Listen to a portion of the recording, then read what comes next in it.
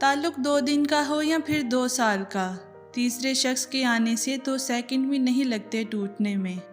इंसान हारता तब है जब इसके अपने ही मुनाफिक निकलें। रास्ता बदल लेना चाहिए वहाँ से जहाँ आँखों के पीछे की नमी और मजबूत लफ्ज़ों के पीछे टूटा लहजा कोई समझ ना सके। हक़ और हकीकत को तलाश करना पड़ता है।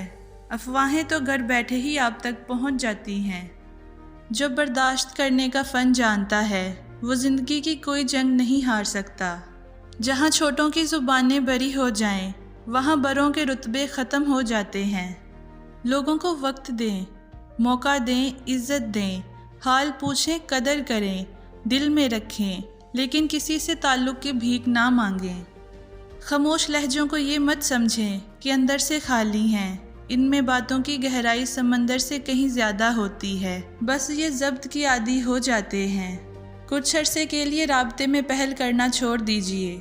आपको मालूम हो जाएगा कि आप कितने मुर्दा पौधों को पानी दे रहे थे। ज़िंदगी की सबसे बड़ी इन्वेस्टमेंट हम किसी इंसान पर करते हैं।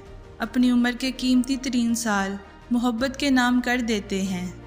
औरत में एक आदत बहुत अच्छी होती है। जब इसे धोखा मिलता है तो वो चंद रोज़ रोती है, इंतज़ार करती है और नहीं आने पर दूसरा साथी चुन लेती है, जबकि मर्द अपनी ज़िंदगी बर्बाद कर लेता है और हमेशा इसका इंतज़ार करता रहता है। मोहब्बत नहीं थकाती, अगले बंदे की बेहसी थका देती है।